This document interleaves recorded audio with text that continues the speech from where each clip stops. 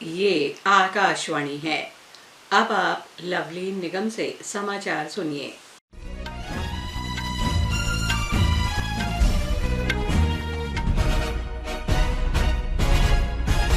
Israel और फलस्तीनी आतंकी समूह हमास के बीच संघर्ष में मृतकों की संख्या 1,600 से अधिक हो गई है।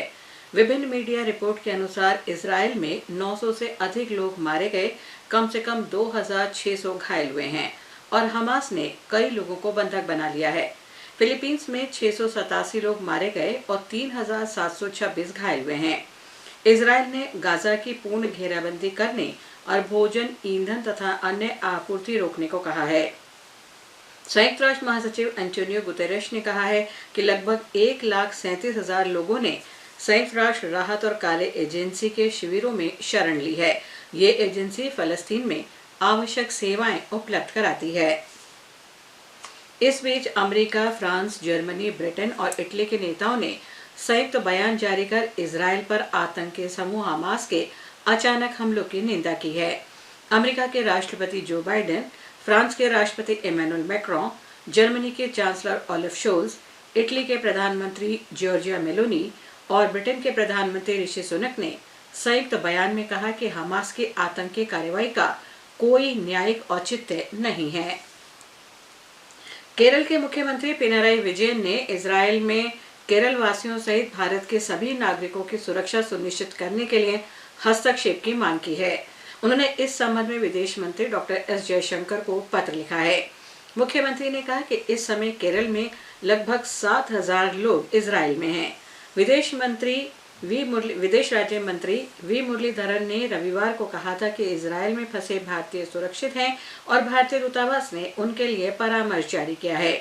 कोच्चि में श्री मुरलीधरन ने संवाददाताओं से कहा था कि इजरायल में रह रहे भारतीय किसी भी सहायता के लिए किसी भी समय दूतावास से संपर्क कर सकते हैं। तंजानिया की राष्ट्रपति डॉक्टर सामिया सुलुहु हसन को आज भारत तंजानिया के बीच संबंधों को बढ़ावा देने में उनकी महत्वपूर्ण भूमिका के लिए जवाहरलाल नेहरू विश्वविद्यालय द्वारा डॉक्टरेट की मानद उपाधि से सम्मानित किया गया।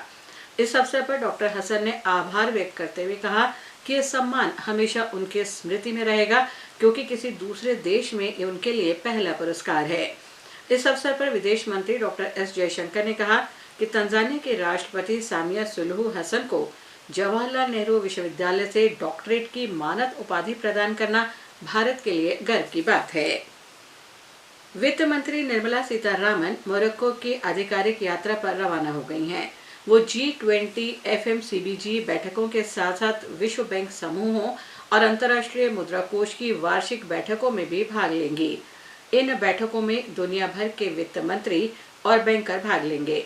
वित्त मंत्री सीतारामन और रिजर्व बैंक के गवर्नर शक्तिकांत दास चौथी G20 वित्त मंत्रियों और केंद्रीय बैंक गवर्नरों की बैठक में सह अध्यक्षता करेंगे। रक्षा मंत्री राजनाथ सिंह ने इटली की सरकारी यात्रा के पहले दिन कल रोम में रक्षा मंत्री से बातचीत की। दोनों नेताओं ने रक्षा औद्योगिक निगम में अवसरों पर चर्चा की। उन्होंने दोनों देशों के बीच रक्षा सहयोग बढ़ाने के समझौतों पर भी हस्ताक्षर किए। श्री सिंह ने इटली की रक्षा कंपनियों के साथ भारतीय स्टार्टअप का सहयोग बढ़ाने का सुझाव दिया। अंतर मंत्रालय केंद्रीय दल आज सिक्किम में बाढ़ प्रभावित क्षेत्रों का दौरा कर रहा है। इस दल ने कल गैंगटॉक और पाक्योंग जिलों और फिदांग, लोअर दजोंगू के बीच बाढ़ प्रभावित क्षेत्रों का दौरा किया।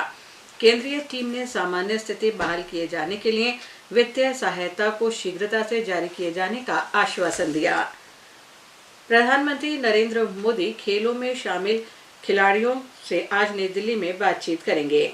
वे खिलाड़ियों को संबोधित भी करेंगे। प्रधानमंत्री ने एशियाई खेलों में असाधारण उपलब्धि के लिए और भावी प्रतियोगिताओं के लिए खिलाड़ियों को प्रेरित करने के उद्देश्य से ये कार्यक्रम आयोजित किया है।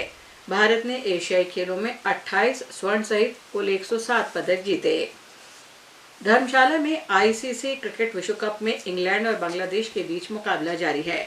बांग्लादेश ने टॉस जीतकर गेंदबाजी का फैसला किया। ताज़ा समाचार मिलने तक इंग्लैंड ने 38वें ओवर में 217 रन बना लिए हैं। इसके साथ ही ये समाचार बुलेटिन समाप्त हुआ।